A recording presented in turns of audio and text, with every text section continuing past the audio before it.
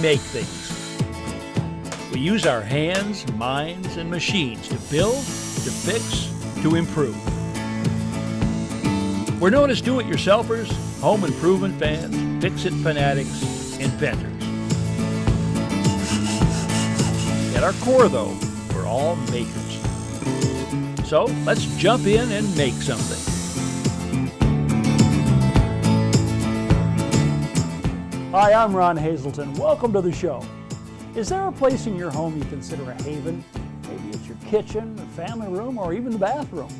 For me, it's my shop here in the garage. I can and do spend hours at a time out here. It's just the way I want it, except for one thing, the floor. It's hard and cold, but I'm going to change all that in a matter of hours. Then I'll head to Yuma, Arizona to help a crafter create her perfect workspace by building the ideal workbench and table. If you're a hands-on person, you're gonna love this show. Well, it's moving day for me. Actually, I'm not gonna go anywhere. I just have to get everything cleared out of the shop because I'm gonna put down a new floor. Now, it's gonna make the place look a lot better, but the main reason I'm doing it is to keep it warmer in here. I've already insulated between the rafters and installed my workshop garage heater up here, but this concrete slab gets really cold. So I'm going to do something about it. But first things first. When I designed my shop, I put nearly everything on wheels. The main reason I did it was because I had limited space and I wanted to be able to easily reconfigure the place, depending on the project I was doing and the machines I needed. Today, though, all those wheels are going to make it a whole lot easier just to clear everything out.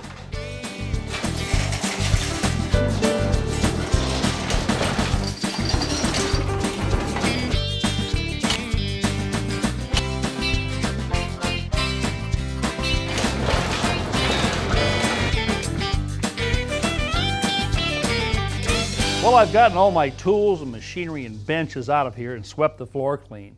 The next step is to put down some subflooring.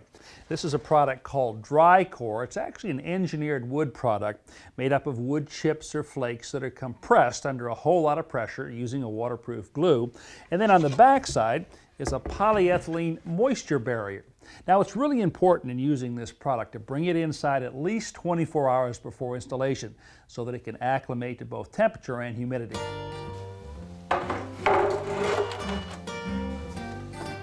The subfloor comes in 2-foot squares that interlock with each other using tongue and groove joinery. No glue is required. Now, this is called a floating floor system. It doesn't get attached to the concrete underneath, it just sits or floats on top. As a matter of fact, the entire floor will expand and contract with changes in humidity and temperature. And that's why I'm putting these spacers around the edge. That'll leave us a 1/4-inch gap here. I'll take these out when all the flooring is down, and that gap will allow the floor to move as it needs to. There are a few low spots in my garage floor. You can see one right here. Notice the gap underneath the straight edge? I can adapt the flooring panels to irregularities like this by using these shims, designed to fit right on the molded panel bottoms. If necessary, I can stack up to 4 of them on top of each other. A bit of masking tape helps hold them in place as I turn the panel over.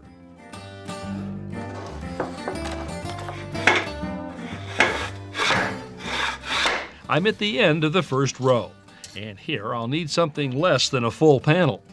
I just measure the space, set my fence to the same dimension, and make the cut on my table saw. A handheld circular saw or jigsaw would also do the trick. The cut piece drops right into place. However, I can't use a hammer and tapping block to pull up the joint, so I'll do it with this tool called a pinch bar. It slips into the gap next to the wall and hooks over the edge of the panel. The opposite end is bent upward to form a striking surface. A few hammer blows and the job is done.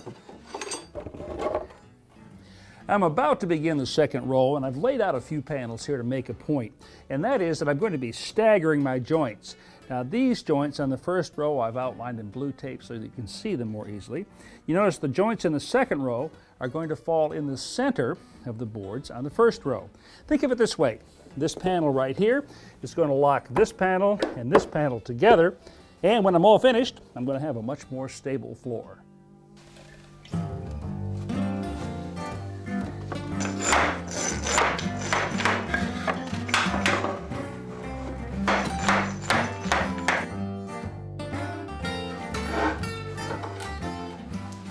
When I get to the doorway, it's time to do a different kind of trimming. I need to notch out a panel to fit around this corner. The easiest way is to set the panel in place, then use a straight edge or square to extend the wall lines onto the board. A jigsaw makes cutting out the notch quick and simple.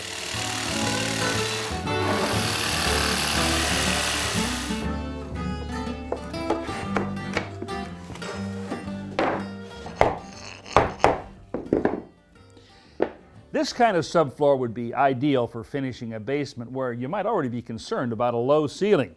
This raises the floor a very, very small amount. So what you're getting is a vapor barrier, a finished surface, and insulating value, all from a product that's less than an inch thick. Well, I'm down to the last couple of pieces. You know, the real beauty of a subfloor like this is how quickly it goes in.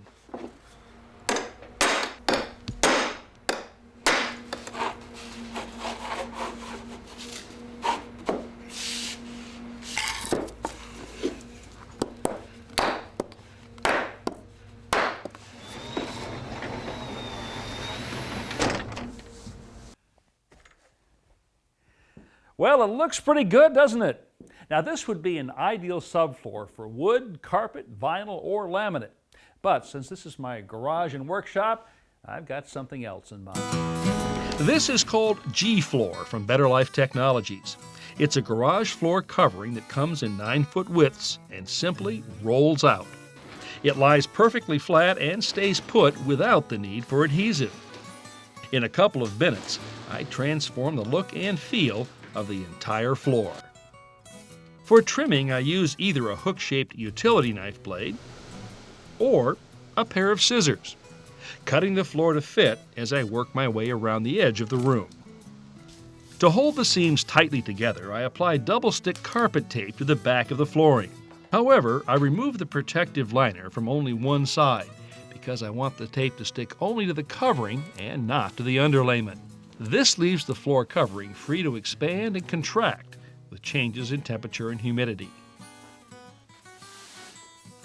Finally, I get rid of any bubbles or ripples with a push broom, working from the center to the edges. I love my new floor. It's tough, durable, and good looking. And if I ever want to put the car back in here, a fat chance of that, it's resistant to oil and gasoline. Now, it's not attached to anything, so I could take it out, although I can't imagine why I'd ever want to do that. The whole floor is only about an inch thick, but even that is going to give me some pretty good insulation value, and that is going to make the shop a whole lot more comfortable. Now, one of the fastest and easiest ways to make holes up to several inches in diameter is to use a hole saw. This is one right here. It has 3 parts, an arbor right here that goes into a drill, a pilot bit, and then the hole saw itself. This will fit into almost any drill, usually one that will accommodate a 3/8 inch shaft is best. Just tighten this up. Now, one of the problems in using a hole saw is that you tend to get tear out as the saw itself exits on the opposite side. I want to show you how to prevent that. So let's start drilling from this side. Come around and finish the hole from this side.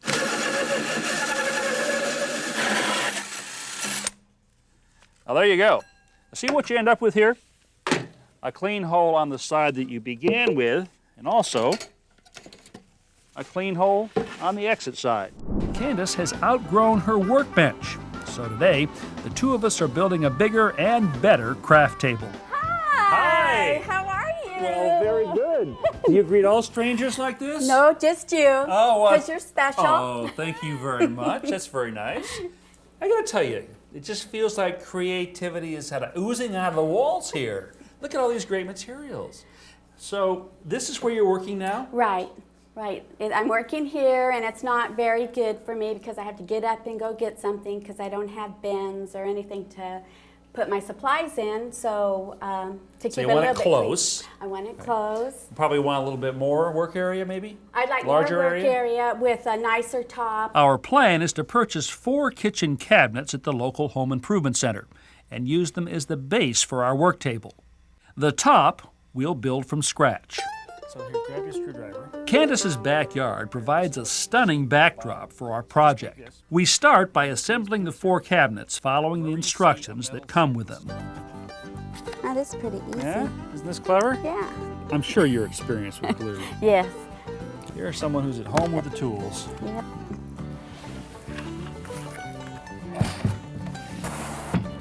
Okay, bring it up. There. Okay. So let's just close that. All right. We managed to put each of the cabinets together in less than a half hour. Then get ready to start on the tabletop. Okay, Candace, this is what we're going to make the top of your craft table out of. Okay. It's called MDF, medium density fiberboard. It's a particle board, but it's very dense. You know, and we could just use this as is, but you use a lot of paints and stuff, so I'm thinking about, yeah, let's do something that's going to be a little bit easier to keep clean. Okay. All right, so we're going to start with this.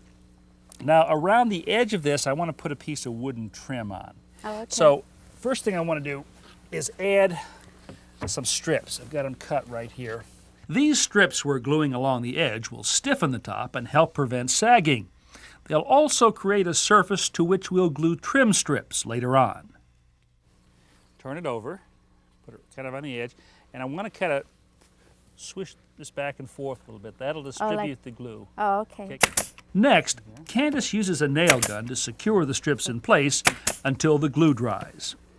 You enjoying this? Yeah, I like that. Okay, so we'll flip this over. Okay. Put the bottom side down like that. Okay, now let's grab, this is our plastic laminate right here. Okay, that's the good side. We'll put that face down, Face down. Okay. right on top here now. Okay, now we're going to put this on with something called contact adhesive. So we'll apply it first to the back of this. Okay. Then we'll take this off and then we'll apply it to that particle board. Okay. Okay? Okay. This is contact cement. A short nap paint roller is one of the fastest and easiest ways to apply contact cement to large surfaces like this. Covered and smooth, that's it. And as long as we don't forget to turn around and enjoy the scenery every once in a while. Contact cement bonds to itself, so we also apply it to the fiberboard. Here all the way to the end. There you Okay. go. Since the fiberboard is highly absorbent, we roll on a second coat. As it dries, the adhesive goes from white to clear. Okay, this is dry. One way I test this is with the back of my hand. So it'll stick to the hairs in the back of your hand. It's just kind of a little bit rubbery now. That's good. Candace, take these boards that I've got over there, and I want to lay these on top. See, these won't stick because it's dry. Oh, okay. There you go. And put this one over there.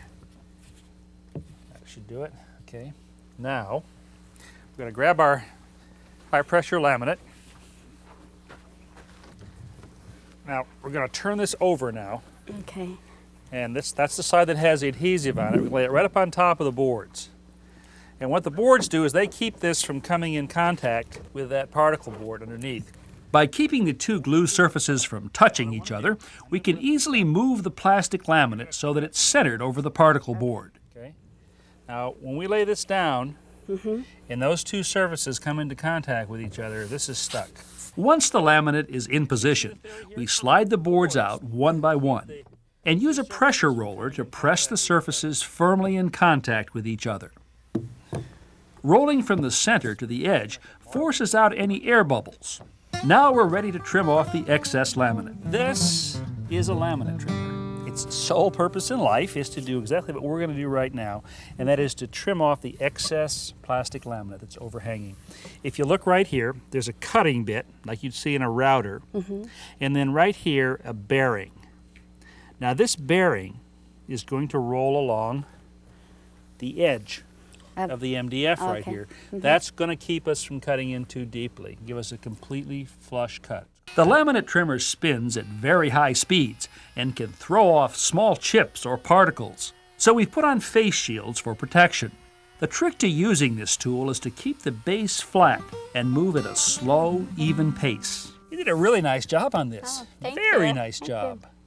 Now we want to do something with this edge right here. We could have put the same laminate on the side here, but I thought this would be kind of nice. This is just a piece of oak, which will go right on here. And we're just going to nail this on. So, this is our flush. Now on the end of this piece of wood and on the end of this piece, we've cut a miter, which is a 45-degree angle cut. What that's going to do is give us a nice clean look when these two go together like that. Oh, yeah. And there's no end grain showing. This is just face grain now wrapped all the way around. That's the advantage or beauty of a miter cut. With the edging on, it's time to begin assembling our table base. The base will have two ends, each made up of a pair of cabinets placed back to back. We'll attach the backs together with screws. Next, we connect the two ends together with 1x4s called stringers. These will also give the top some added support. Good. Okay, well, all three stringers are in place. I say we go get the top. All right. All right? Let's do it. And here we go. It should kind of slip right into place now. There we go. Oh, that looks nice, huh? Oh, yeah.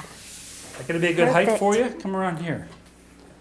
Good working Yeah, height? because I'll have my stool, and it'll be just perfect. Okay. Candace slides the drawers into the cabinets, and the project is complete. There you go.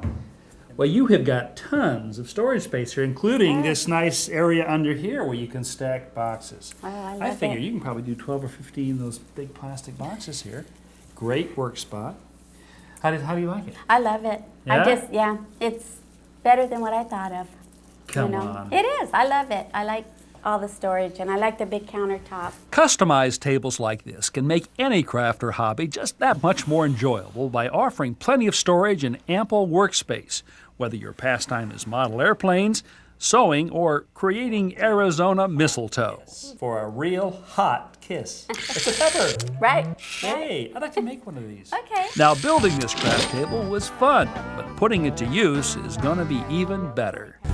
Today's parting thought comes from Walt Disney, who said, and I quote, "Somehow I can't believe that there are any heights that can't be scaled by a man or woman who knows the secret of making dreams come true." He went on to say, "This special secret, it seems to me, can be summarized in 4 C's: curiosity, confidence, courage, and constancy. And the greatest of all is confidence. When you believe in a thing, believe in it all the way." Thanks for watching. I'll see you next time. To view today's projects again, visit ronhazelton.com, where you'll find hundreds of how-to videos available 24/7.